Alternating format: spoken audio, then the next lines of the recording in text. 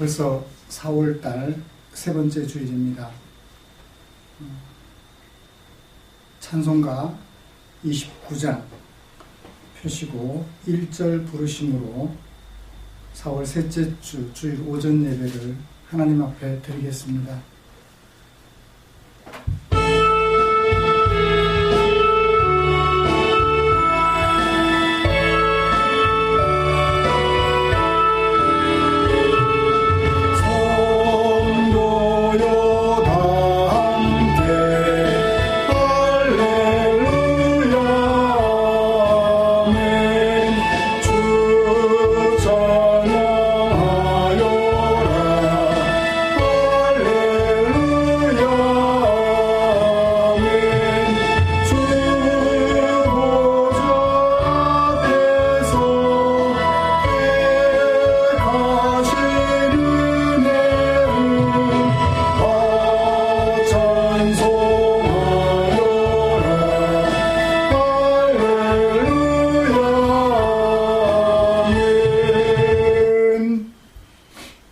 오라, 우리가 굽혀 경배하며 우리를 지으신 여호와 앞에 무릎을 꿇자.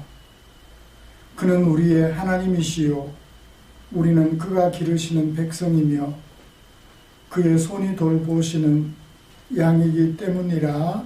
아멘. 사도신경 암송하시면서 우리의 신앙 고백하도록 하겠습니다.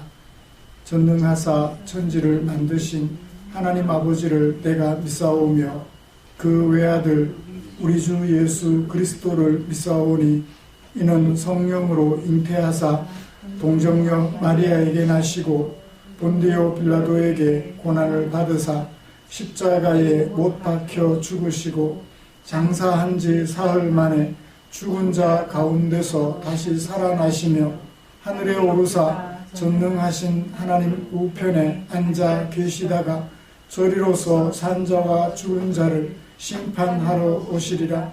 성령을 믿사오며 거룩한 공회와 성도가 서로 교통하는 것과 죄를 사하여 주시는 것과 몸이 다시 사는 것과 영원히 사는 것을 믿사옵나이다.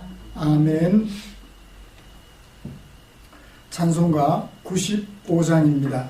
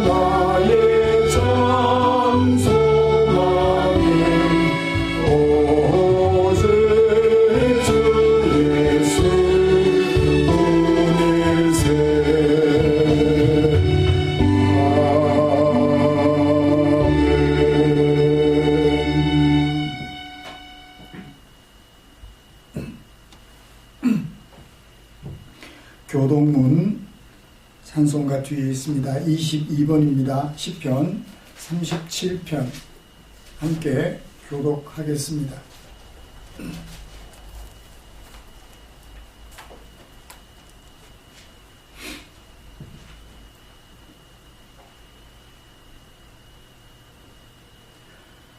악을 행하는 자들 때문에 불평하지 말며 불의를 행하는 자들을 시기하지 말지어다. 그들은 불과 같이 속히 매임을 당할 것이며 푸른 채소같이 세진할 것이니라. 여호와를 의뢰하고 선을 행하라. 땅에 머무는 동안 그의 성실을 먹을거리로 삼을지어다. 또 여호와를 기뻐하라. 그가 네 마음의 소원을 네게 이루어 주시리로다. 내 길을 여호와께 맡기라. 그를 의지하면 그가 이루시고 네 길을 빛같이 나타내시며 네 공의를 정오의 빛같이 하시리로다. 여호와 앞에 잠잠하고 참고 기다리라. 자기들이 형통하며 악한 꾀를 이루는 자 때문에 불평하지 말지어다. 분을 그치고 노를 버리며 불평하지 말라. 오히려 악을 만들 뿐이라. 아멘. 찬송가 384장 함께 부르시겠습니다.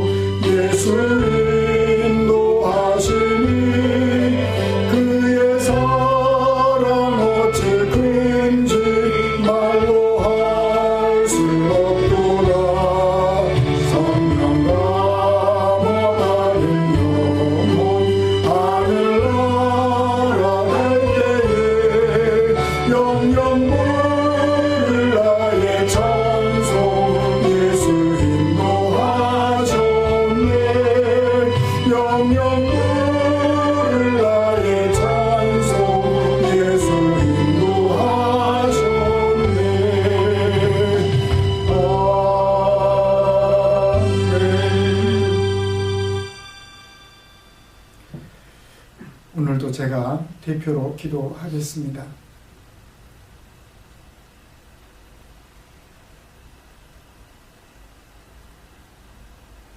천하의 죄인들 중에 미련한 종을 부르시고 당신의 백성으로 삼아주신 그 하나님의 은혜를 감사합니다. 그래서 주님 앞에 머리 숙입니다.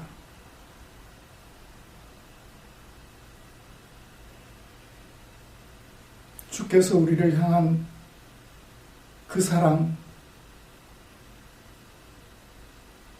너무나 커서 저의 작은 가슴에 담을 수 없지만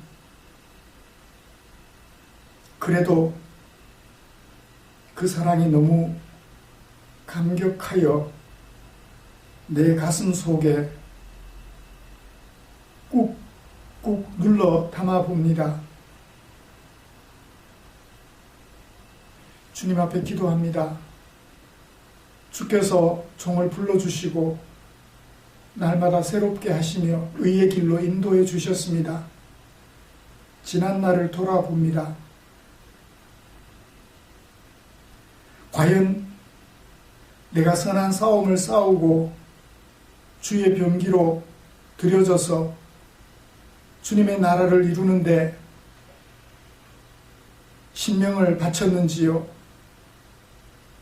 돌아보면 부족하고 부족한 것밖에 없습니다. 마치 내일이 나의 날인 것처럼 착각하고 내일을 바라보며 살아왔습니다. 오늘 할 일을 내일 미루며 살아왔습니다.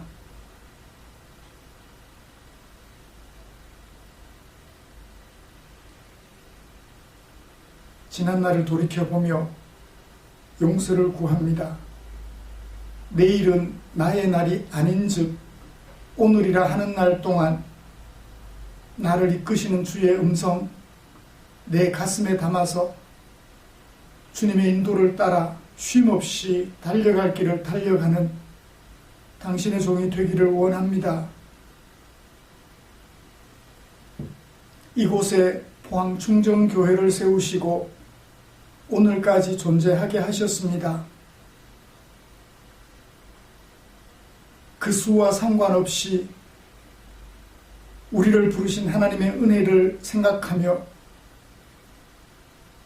우리가 하나님의 은혜로 말미암아 하나님의 백성 되었음을 가슴 깊이 새기고 하나님의 백성으로서 당연히 살아내야 할 그 삶을 향하여 몸부림치는 성도들이 함께 모여 오늘까지 서로 격려하며 살아오게 하셨습니다. 고맙습니다. 지금 함께 있는 지체들, 앞서 거쳐간 지체들, 아버지 하나님 모두가 하나같이 그 한 가지 꿈을 가지고 살아가는 교회로 서 있게 하셨습니다. 고맙습니다. 우리 평생에 그 꿈 잃지 말게 하시고 그 꿈 잊어버리지 말게 하시며 그 꿈 가슴에 새겨 하나님을 기쁘시게 함께 살아가는 사람들을 행복하고 살맛나게 도와주는 아름다운 주의 백성으로 서게 하여 주시옵소서. 그래서 이곳에 교회를 세우신 주님의 사명을 잘 감당하여서 지역 주민들에게는 물론이거니와 모든 세계에 그 걸음을 아름답게 보여줄 수 있는 교회가 되게 하여 주시옵소서. 코로나 바이러스로 인하여서 우리나라는 물론 온 세계가 안타까워하고 있습니다. 그래도 우리에게 지혜로운 마음 허락하시어 정치적으로 혼란한 중에도 이 환난 시기를 잘 극복할 수 있도록 은혜를 베풀어 주셨습니다. 빠른 시일 안에 안정을 찾게 해 주셨습니다. 주께서 허락하신 이 은혜를 가슴에 새기며 온 국민들이 한마음 한뜻이 되어 모두가 다 하나님의 은혜 안에 살아가도록 도와주는 아름다운 우리 대한민국의 교회가 될 수 있도록 간섭하여 주시옵소서. 이 시간도 부족한 종에게 주의 말씀을 들려주셨습니다. 이 말씀이 저의 마음을 흔들어 움직이게 하셨듯이 사랑하는 성도들에게도 간섭해 주셔서 그 마음을 움직이는 하나님의 능력 있는 말씀이 되기를 원합니다. 주님 함께 해 주시옵소서. 그리고 기도합니다. 이제 법을 다루는 국회가 새로 선출되었으니 교만하지도 말게 하시고 비굴하지도 말게 하시며 겸손하여 국민을 위하여 일하는 아름다운 국회의원들이 될 수 있도록 은혜 내려 주시옵소서. 우리 성도님들 각자 가정마다 주님 앞에 기도하는 제목 들으시고 간섭하여 주시기를 원합니다. 주께서 그 기도에 응답하여 주심으로 하나님이 나와 함께하고 계시다는 사실 성도들 민감하게 느낄 수 있게 주여 은혜 베풀어 주시옵소서. 이 시간도 각 가정마다 흩어져서 가족들끼리 하나님 앞에 머리 숙여 예배드리니 그 예배를 주께서 기쁘게 받아 주시옵소서. 속히 함께 모여 예배드리는 그날 올 수 있도록 은혜 베풀어 주시옵소서. 함께 하실 주님을 기대하며 예수님의 이름으로 기도 드리옵나이다. 아멘. 오늘 함께 묵상할 하나님의 말씀은 지난주에 이어서 요한계시록 12장 1절부터 12절까지입니다.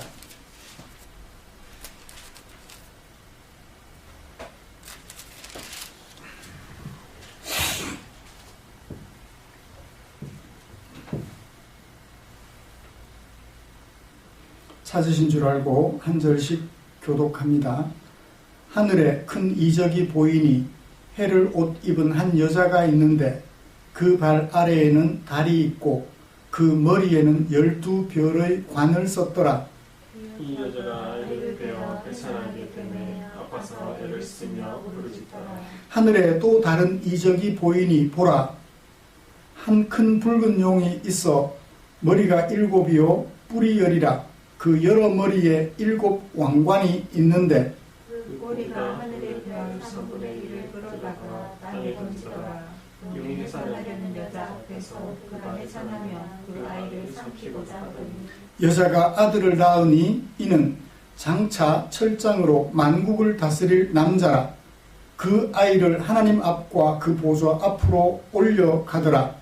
여자가 광야로 도망하며 거기서 1260일 동안 그를 양육하기 위하여 하나님께서 예비하신 곳이 있더라. 하늘에 전쟁이 있으니 미가엘과 그의 사자들이 용과 더불어 싸울세. 용과 그의 사자들도 싸우나 이기지 못하여 다시 하늘에서 그들이 있을 곳을 얻지 못한지라. 큰 용이 내쫓기니 옛뱀 곧 마귀라고도 하고 사탄이라고도 하며 온 천하를 꿰는 자라. 그가 땅으로 내쫓기니 그의 사자들도 그와 함께 내쫓기니라. 내가 또 들으니 하늘에 큰 음성이 있어 이르되 이제 우리 하나님의 구원과 능력과 나라와 또 그의 그리스도의 권세가 나타났으니 우리 형제들을 참소하던 자 곧 우리 하나님 앞에서 밤낮 참소하던 자도 쫓겨났고 또 우리 형제들이 어린 양의 피와 자기들이 증언하는 말씀으로서 그를 이겼으니 그들은 죽기까지 자기들의 생명을 아끼지 아니하였도다. 그러므로 하늘과 그 가운데에 거하는 자들은 즐거워하라. 그러나 땅과 바다는 화 있을진저 이는 마귀가 자기의 때가 얼마 남지 않은 줄을 알므로 크게 분내어 너희에게 내려갔음이라 하더라. 아멘. 함께 교독한 말씀을 가지고 교회가 존재하는 세상이라는 제목으로 하나님의 은혜를 나누려고 합니다.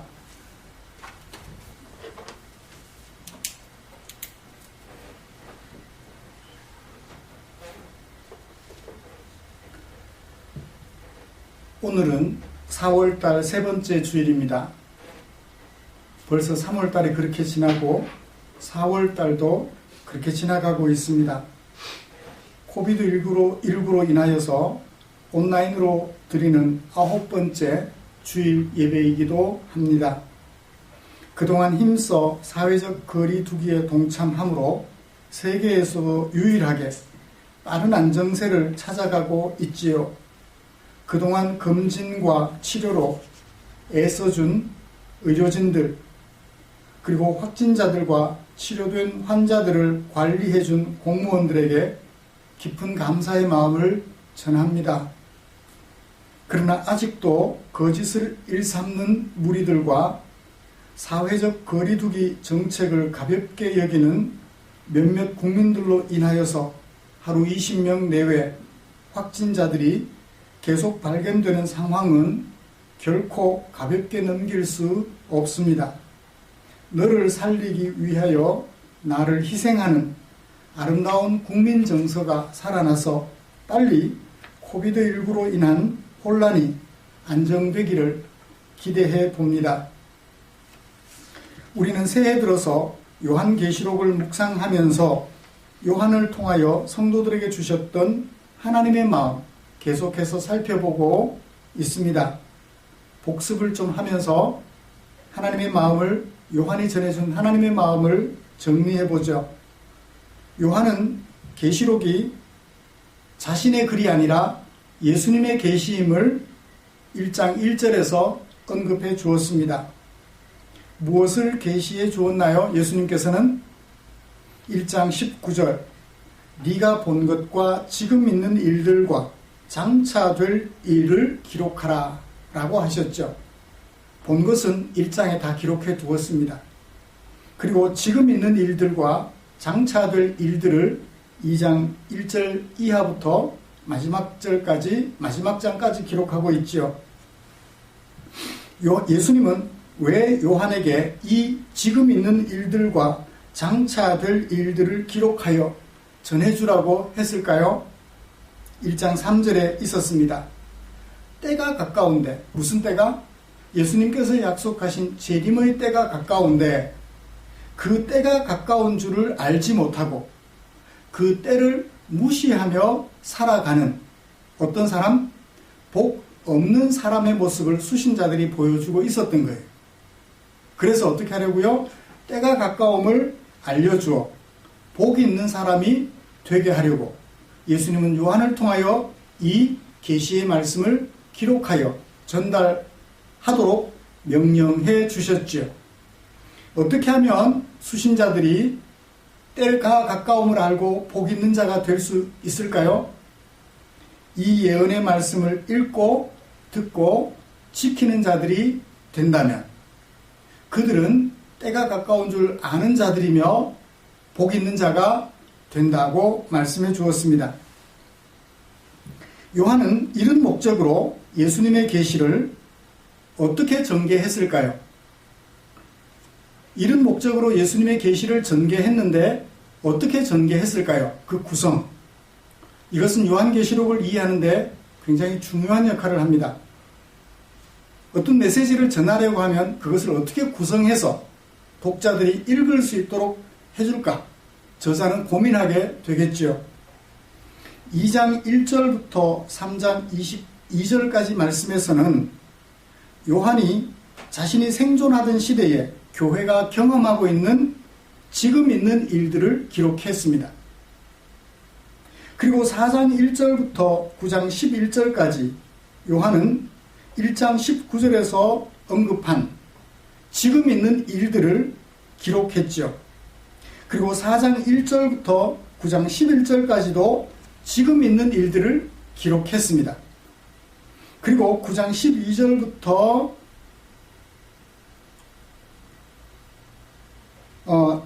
11장 13절까지 또 지금 있는 일들을 기록했고요. 11장 14절부터 18장 24절까지도 지금 있는 일들을 기록했습니다. 그러니까 2장 1절부터 3장까지는 요한 당대에 교회가 지금 경험하고 있는 일들, 그 다음에 4장 1절부터 18장 24절까지는 요한 이후 언제까지? 예수님 재림하실 때까지 모든 시대, 모든 지역에 걸쳐서 살아가는 그 성도들에게 지금 있는 일들, 그것을 차례대로 소개해주고 있는데요. 그것을 구분하는 중요한 감탄사가 하나 있다고 했습니다. 그게 뭐죠? 화로다라는 거예요. 애달프다, 우리말로 번역하면 애달프다. 화로다라는 말은 두 가지 뜻이 있습니다. 화 있을진저, 바리새인들과 서기관들을 향하여 화 있을진저라고 하실 때는 어떤 뜻인가요? 경고의 의미가 있어요. 그런데 예수님께서 종말 강화를 제자들에게 들려주시면서 그 마지막 날에 임신한 자와 젖먹이 여성들은 화로다라고 얘기를 해요. 예수님 재림을 기다리는 사람들은 임신하지 말라는 얘기는 아니겠죠? 아무래도 아기를 데리고 있고 임신 중에 있으면 피신하기가 어려운 육체적 현실을 가지고 얘기를 해주죠. 안타깝다라는 얘기예요. 그 화는 경고의 의미도 있지만 애석함, 애달픈 마음을 소개해주고 있기도 합니다. 두 가지 뜻이 있는데 여기 요한이 화로다라고 하는 얘기는 수신자들에게 해당되는 거니까 경고의 의미가 아니라 어떤 의미가 있죠? 애달프다, 안타깝다, 애석하다 라는 뜻을 소개해주고 있는 감탄사입니다. 이 첫째 화, 둘째 화, 셋째 화라는 것을 감탄사를 중심으로 해서 구분해주고 있습니다. 지금 있는 일들, 첫째 지금 있는 일들, 둘째 지금 있는 일들, 셋째 지금 있는 일들. 그리고 그 첫째, 둘째, 셋째는 어떤 의미가 있다고요? 순서의 의미, 시간 순서의 의미가 아니라 하나, 하나, 하나. 같은 얘기를 다른 그림 언어에 담아서 3번 반복해주는 역할을 한다라고 소개해 드렸습니다. 자, 이제 우리는 지금까지 첫째 화와 둘째 화를 살펴보았습니다. 11장 14절 둘째 화는 지나갔는데 피 이른다. 셋째 화에 대한 이야기를 11장 15절부터 시작했어요. 7째 천사가 7째 나팔을 불면서 셋째 화를 소개하기 시작했습니다. 지난주에는 우리가 어떤 말씀을 들었죠? 셋째 화를 소개하기에 앞서 셋째 화가 끝난 이후, 첫째, 둘째, 셋째 화가 끝난 이후에 최종적으로 이루어질 하나님 앞의 성전, 하나님의 성전의 모습을 우리에게 보여주었죠. 왜 장차될 일을 셋째 화를 소개하기 앞서 맨 앞에 배치해 두었을까요? 지난주에 뭐라고 살펴봤죠? 동기부여다. 그 화를 소개하여 마음으로 힘든 상황을 예상하고 그 앞서서 장차될 일을 소개해 줌으로써 지금 있는 일들 앞에서 용기를 내어 잘 감당할 수 있도록 돕기 위하여 11장 15절부터 11장 마지막 19절까지 소개해 주셨다는 얘기를 말씀을 드렸습니다. 오늘은 12장.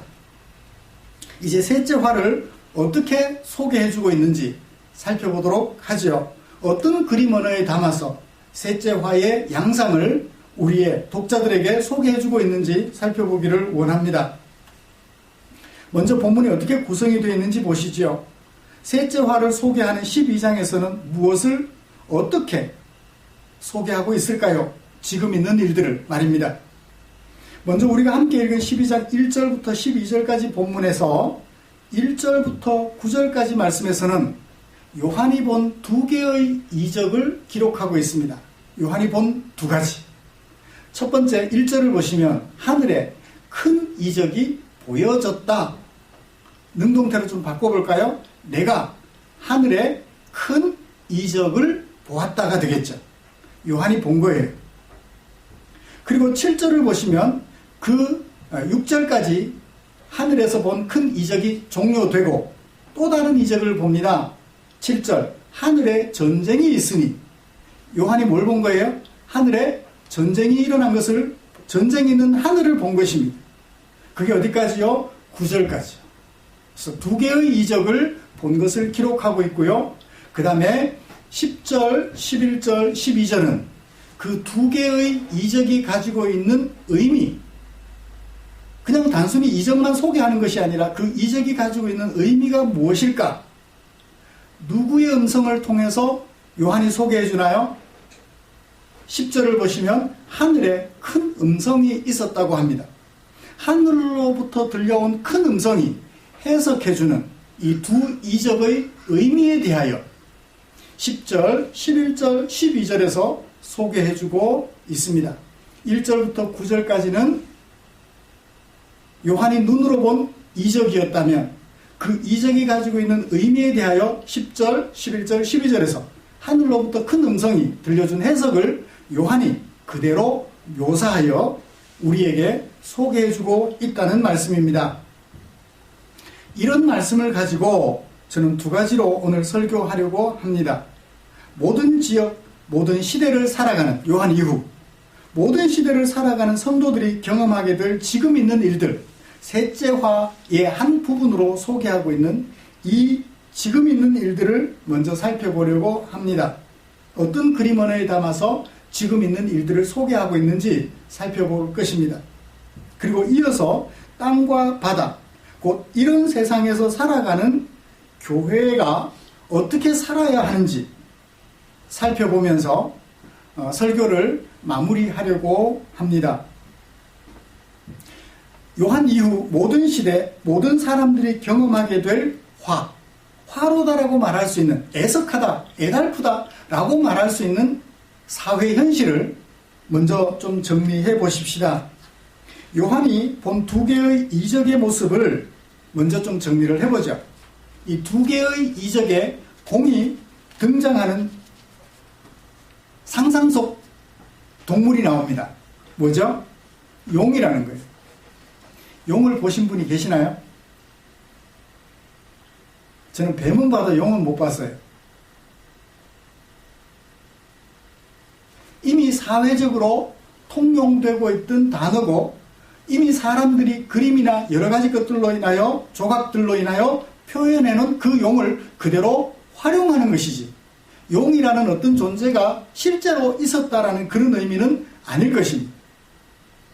만약에 요한계시록의 다른 부분을 문자적으로 해석해야 된다면 이것도 문자적으로 해석해야 되는데 용을 문자적으로 해석할 길은 없습니다. 본 사람이 없기 때문에. 그러니까 용이라는 사회적으로 통용되는 짐승을 활용해서 지금 요한이 무언가 메시지를 소개하려고 하는 거죠. 사회적으로 통용되지 않는 용어를 활용하여 말을 하면 사람들이 알아들을까요? 못 알아들을까요? 못 알아듣죠. 이미 사람들이 통상적으로 사용하는 그 용어를 차용하여서 요한이 우리에게 전해주는 메시지를 전해주려고 하고 있다는 것입니다. 거기에 등장하는 짐승이 용이에요. 이 용의 정체를 좀 살펴보죠. 용은 어떤 존재인가요? 3절에 보시면 한 크고 붉은 용이라고 용을 수식해주는 형용사가 2개 들어있습니다. 크다, 대단해요. 붉다, 붉다라는 이 색깔이 나타내는 의미도 아마 그들에게 있을 거예요. 우리나라에서 붉다 그러면 무슨 생각해요? 빨갱이 생각하는 것처럼. 그 나라에서 이스라엘에서 붉다 그러면 아마 상징하는 의미가 있을 거예요. 크고 붉어요. 그런 용이 머리는 몇 개? 7개. 와우. 우리는 이런 것을 감히 상상 못하는데 그 나라에는 그리스 신화 등에서 이런 짐승들이 존재를 하니까요. 머리가 7이 뿔은 열이에요. 그 머리마다 관이 씌어져 있는데 머리가 7이니까 관도 당연히 7개. 오, 왕관이 하나만 써도 뭐한데 7개나 쓰고 있으니 대단해 보입니다. 그 꼬리는요, 하늘의 별 3분의 1을 끌어다가 던질 수 있어요. 어디에? 땅에다가. 하늘에 있는 것을 끌어다가 땅에 던질 수 있는 꼬리. 공룡은 뭐죠? 꼬리에 대단한 힘을 가진 안킬로사우루스. 안킬로사우루스.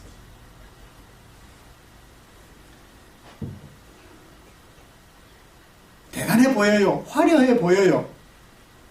괜히 왠지 우리의 눈이 시선이 한번 집중될 수 있을 만한 그런 모습입니다. 그런데 그 용이 하는 일이 뭐예요? 여자가 아들을 낳으려고 하는데 여자가 아들을 낳으면 그 아들을 삼키려고 하더라. 그쵸? 모양은 대단한데 하는 사투리를 조금 제가 험한 말 쓰게요. 꼬라지는 형편이 없어요.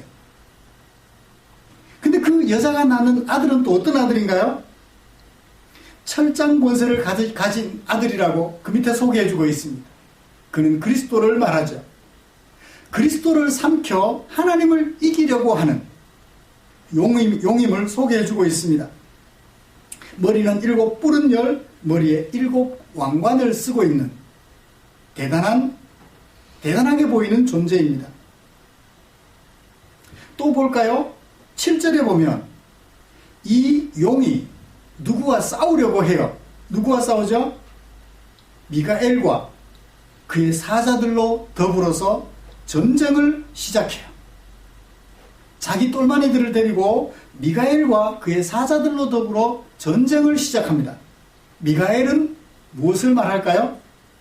성경에 보면 천사 이름이 두 가지가 나옵니다. 미가엘 하나, 가브리엘 하나. 다니엘의 기도를 하나님께서 들으시고 그 기도에 대한 응답을 천사 가브리엘이 전달해 주는데, 가브리엘은 그런 면에서 하나님의 응답을 사람들에게 전달해 주는 심부름 역할을 해요. 그러니까 성도들을 섬기는 하나님의 종이죠. 그 다음에 그 가브리엘이 하나님의 응답을 가지고 다니엘에게 가는데, 바사국의 군주가, 상징적인 인물이에요. 바사국의 군주가 그 가브리엘을 막아요. 천사를 막을 수 있다면 사람은 아니겠죠? 그래요. 영적 존재겠죠?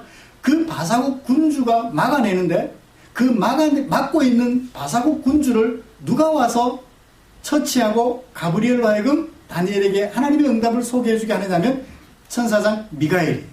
그래서 요한일서 1장 9절에서도, 유다서 1장 9절인가요? 이 미가엘을 천사장이라고 소개하고 있습니다. 천사장. 그러니까 싸우는 천사죠. 전투하는 천사. 하나님의 일을 위하여 힘을 가지고 있는 천사, 그렇게 소개해주고 있습니다. 그러니까 용이 이 미가엘만 이기면 누구에게 도전할 수 있어요? 하나님께 도전할 수 있는 거예요. 미가엘과 더불어 전투를 시작했던 그 용이에요. 이름은요, 옛 뱀이라고도 하고 마귀라고도 하고 사탄이라고 하며, 그 하는 일은 참소하는 자, 또 온 천하를 꿰는 자라고 소개하고 있습니다. 그래요. 오늘날 또 세상을 꿰는 사람들이 많이 있죠. 모략이라는 좋은 용어를 써서 교인들을 속여서라도 자기 교회로, 자기 집단으로 데리고 가야 한다라고 말하는 사람들이 있어요. 교회 몰래 잠입하고 성당에 몰래 잠입하며 다른 불교나 다른 종교에도 잠입해서 사람들을 속여서 자기 집단으로 끌고 가는 이 마귀, 사탄, 옛뱀, 참소하는 자, 온 천하를 꿰는 자, 용으로 표현된 그들. 자, 이것이 어디에서 활동하고 있었나요? 이 용이 하늘에서 활동하고 있었어요. 근데 그 하늘에서 활동하던 용들이 어떻게 됐나요? 땅으로 쫓겨나요. 전투에서 지고, 미가엘과의 전투에서 지고, 여자가 낳은 아이를 삼키지도 못하고 땅으로 내쫓겨요. 땅으로 내쫓겼는데 무한하게 내쫓겼나요? 활동하도록? 아닙니다. 자기의 때가 얼마 남지 않은 줄을 알았기 때문에, 자기의 때가 얼마 남지 않았음을 알기 때문에 너희에게 분내어서 내려갔다라고 소개하고 있습니다. 자기의 때가 얼마 남지 않았음을 알았기 때문에 땅으로 내려갔다라고 소개하고 있지요. 활동기한이 얼마 남지 않았다는 얘기입니다. 자, 활동기한이 많이 남아있으면 여유롭게 활동하겠죠. 근데 활동기한이 얼마 남지 않았기 때문에 어떻게 활동할까요? 적극적으로 활동하겠죠. 자기가 할 수 있는 역량을 최대한 동원해서, 어쩌면 7 왕관으로 모자라서 가짜 모양을 더 만들어서 14개의 왕관을 만들었을지도 모르겠어요. 사람들을 현혹시킬 수 있는 최대한 방법을 동원해서 현혹시키는, 이것이 뭐예요? 우리가 살아가는 세상이에요. 용이 쫓겨나서 하늘에서 전쟁에서 패한 용이 땅에 내려와서 땅에서 살아가는 성도들, 교회를 상대로 활동하고 있겠죠. 하늘에서는 졌지만 땅에 와서는 그 교회를 향하여, 하나님의 백성들을 상대로 또 전쟁을 시작하고 현혹하고 속이며 꿰는 역할을 하고 있겠죠. 이것이 요한이 두 번의 이적을 통하여 우리에게 소개해주는 이 세상의 현실이 교회가 존재하는 세상의 모습이라는 것입니다. 그럴듯한 모습으로, 화려한 모습으로, 대단한 모습으로, 사람들의 시선을 끄는 모습으로 사람들을 참소해요. 성경에 보면 그런 역할을 하는 존재가 있습니다. 욥이라는 사람이 어떤 사람이죠? 하나님이 보시기에도 정직하고 의로운 사람이었어요. 사탄이 하루는 하나님께 와서 그 욥을 참소합니다. 욥이 괜히 하나님을 경외하겠어요. 하나님이 이런 축복을 줬으니까 그렇겠죠. 제게 기회를 주십시오. 욥이 하나님을 섬기는 것이 가짜라는 것을 제가 보여드릴게요. 어떻게 해서든 하나님의 사람들을 끌어내려 그를 자기 수하에 두려고 애쓰는 존재가 뭐다? 사탄이라는 거예요. 그걸 용이라는 짐승으로 표현해 두었죠.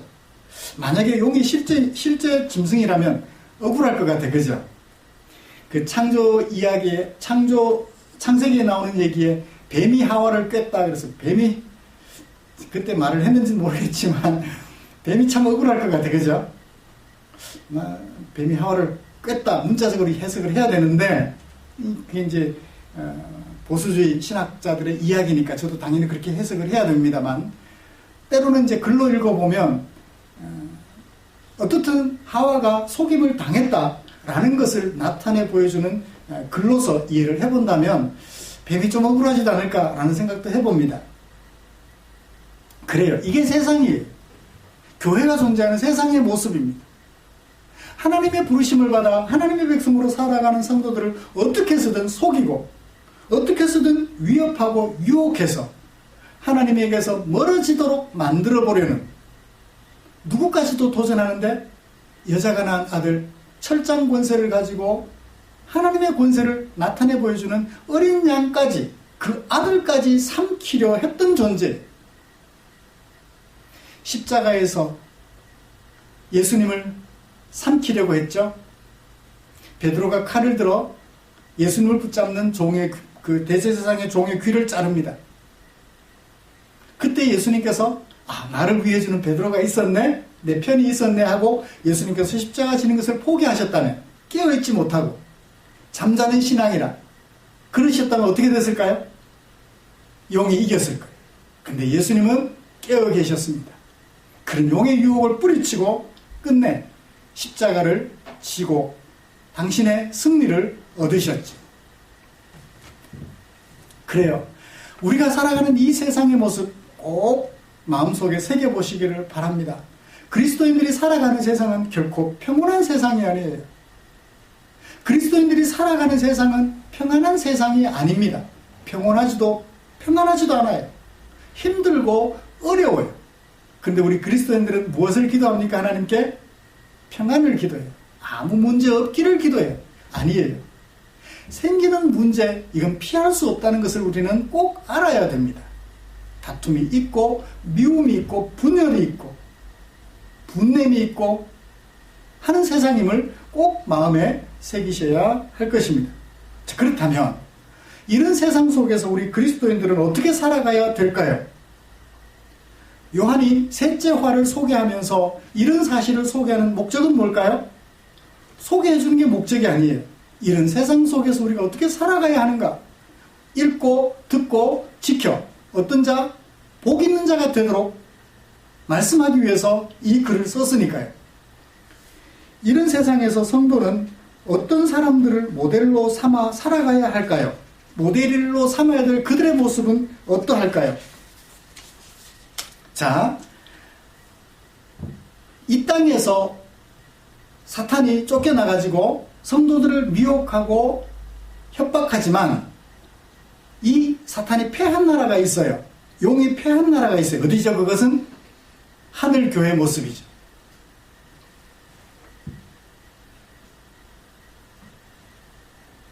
미가엘과의 싸움에서 졌어요. 당연히 하나님께는 도전해볼 수도 없었죠. 5절을 보세요. 여자가 아들을 낳았는데 어떤 아들을 낳았어요? 철장으로 만국을 다스릴 아들을 낳았어요.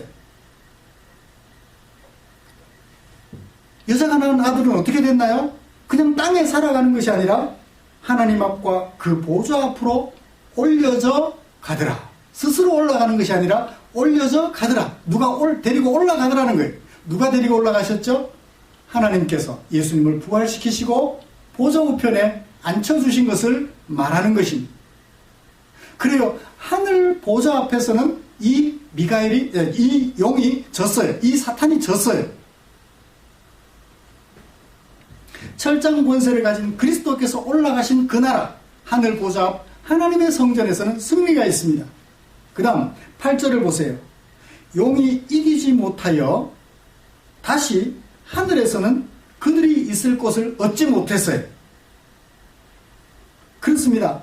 하나님을 대적하는 사탄이 하늘에는 존재할 수 없어 땅으로 내려왔어요. 어디에는 이 마귀가 없어요? 하늘에는 없어요.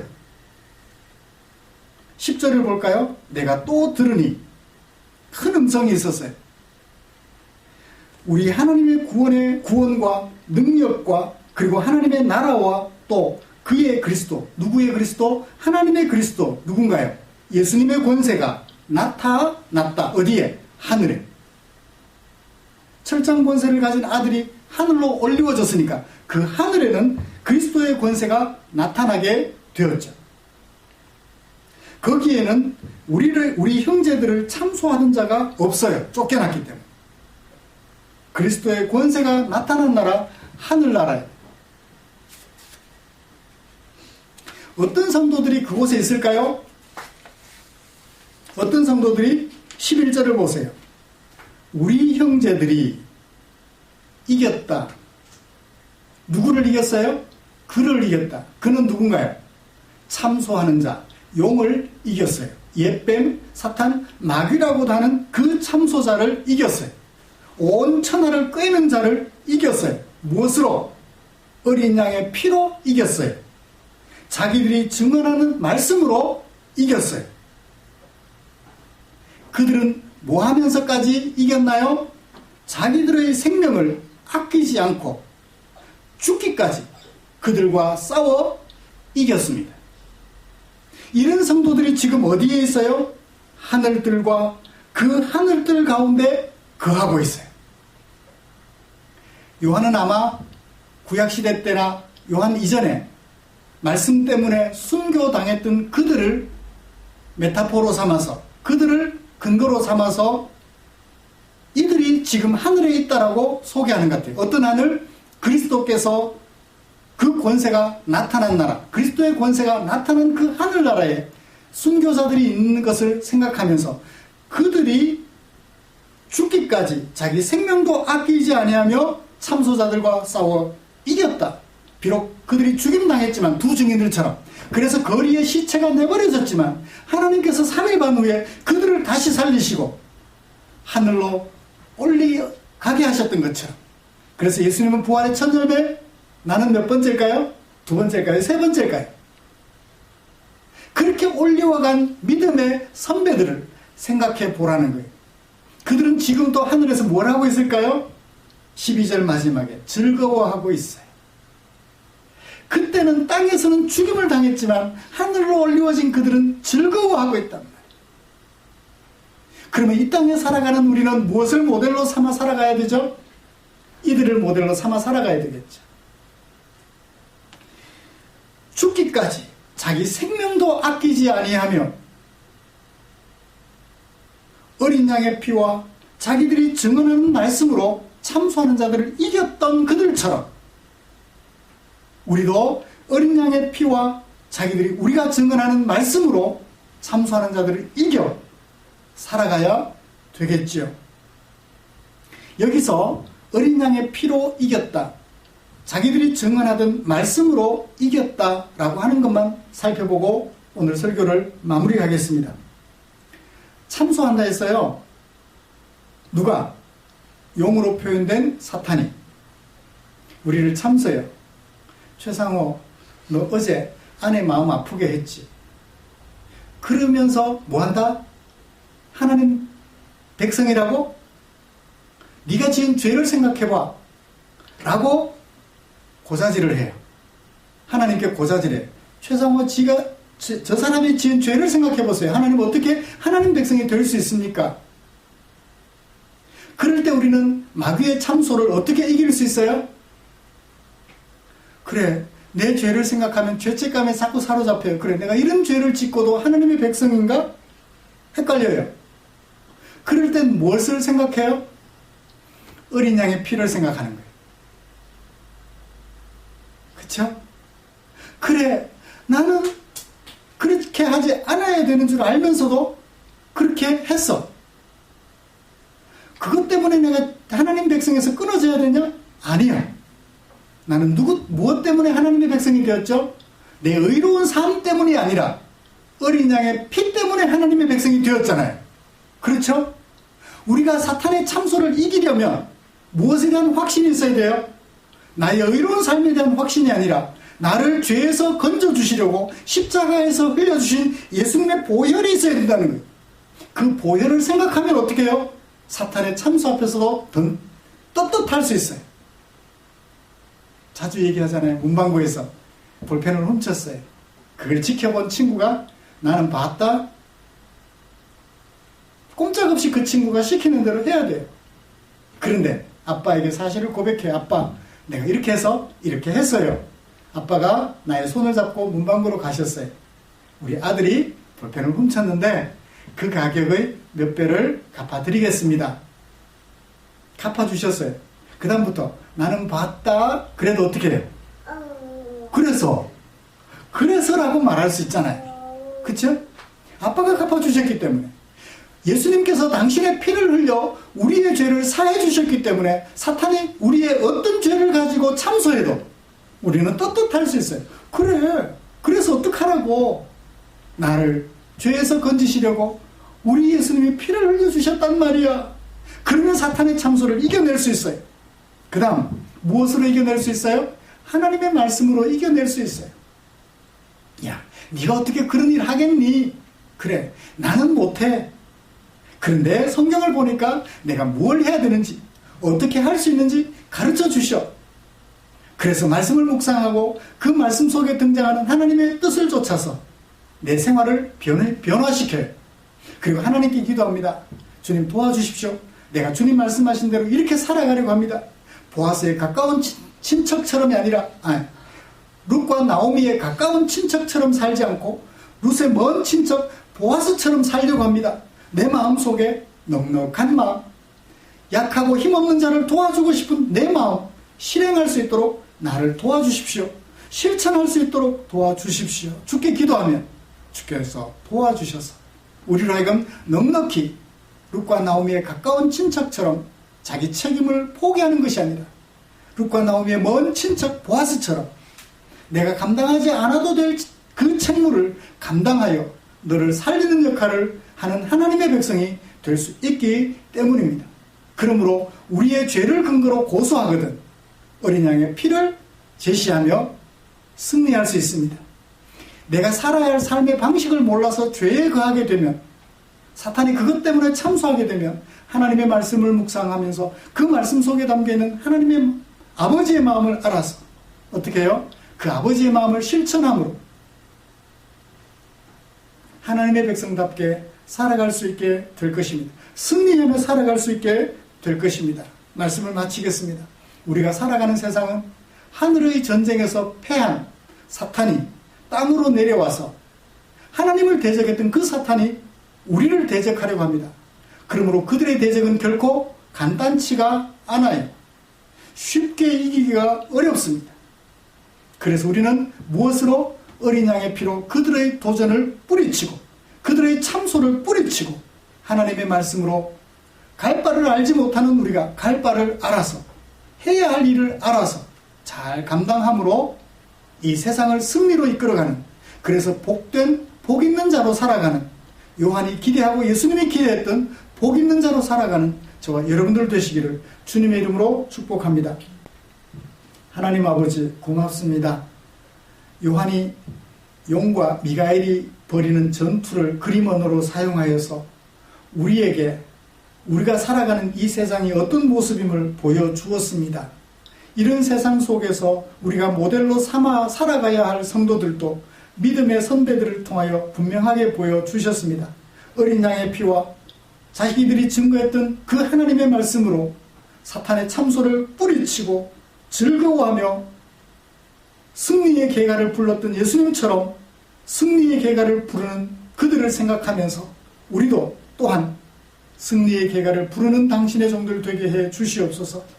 사탄이 우리 죄를 근거로 참소할 때마다 어린 양의 피를 생각하며 죄 용서받았음을 기억하고 담대하게 하시고 살아가야 할 바를 알지 못할 때 우리들이 증거하는 이 말씀을 가지고 살아가야 할 바를 알아서 잘 살아감으로 승리를 얻어 손에 쥐는 아름다운 주의 종들 되게 하여 주시옵소서. 예수님의 이름으로 기도드리옵나이다. 아멘.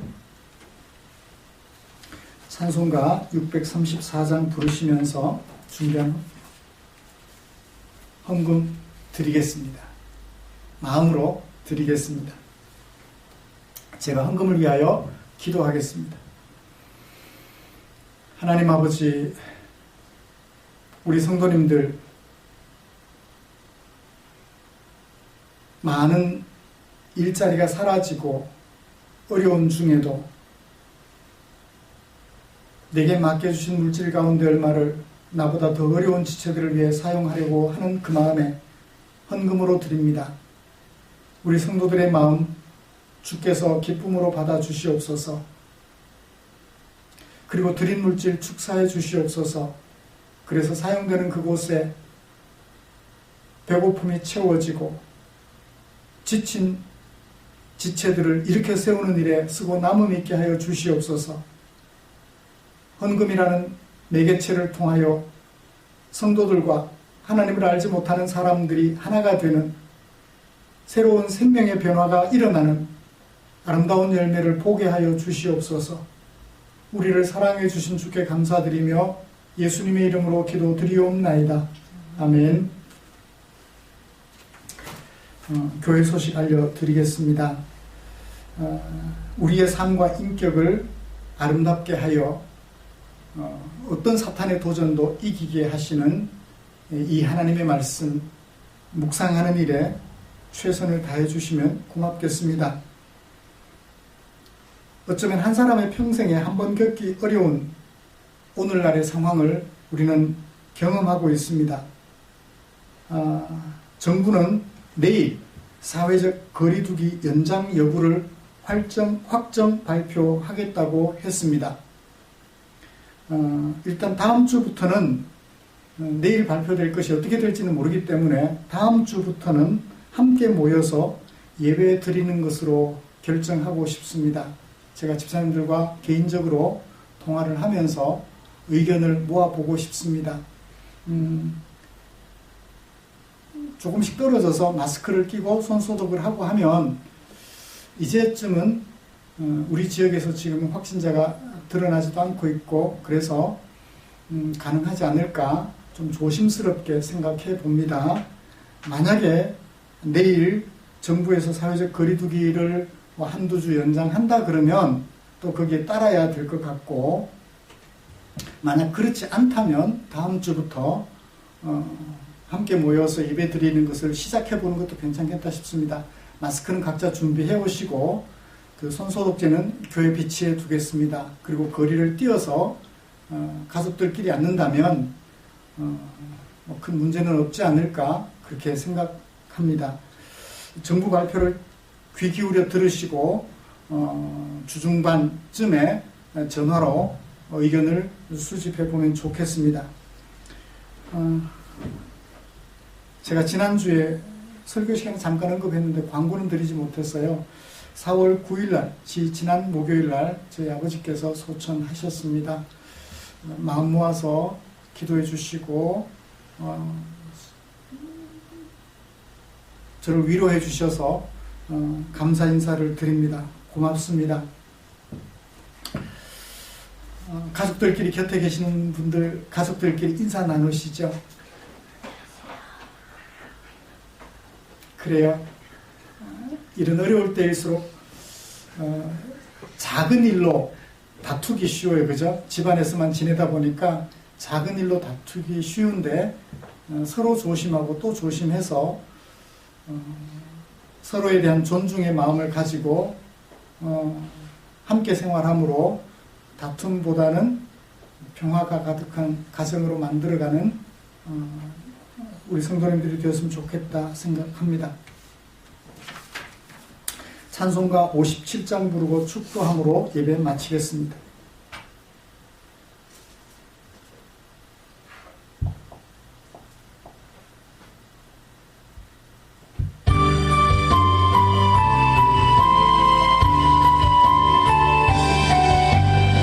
오늘 주신 말씀에 새 힘 얻어서 세상으로 나가서 살아갈 때에 나 혼자 힘으로 늘 부족하오니 주여 나를 도우사 승리하게 하소서.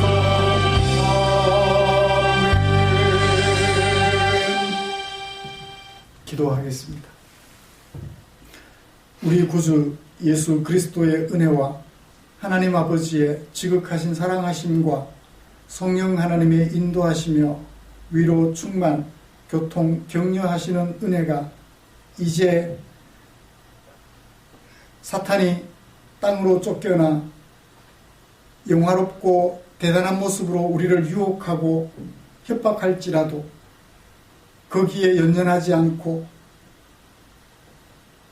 자기 생명을 다할 때까지 죽기 살기로 대적하여 하나님의 백성으로서 자긍심을 일깨워 갔던 믿음의 선배들처럼 사탄을 대적하여 승리하는 삶을 살기로 다짐하며 코비드19가 속히 진정되고 함께 모여 예배드리기를 소망하는 모든 지체들 위해 지금부터 영원토록 함께 있을지어다.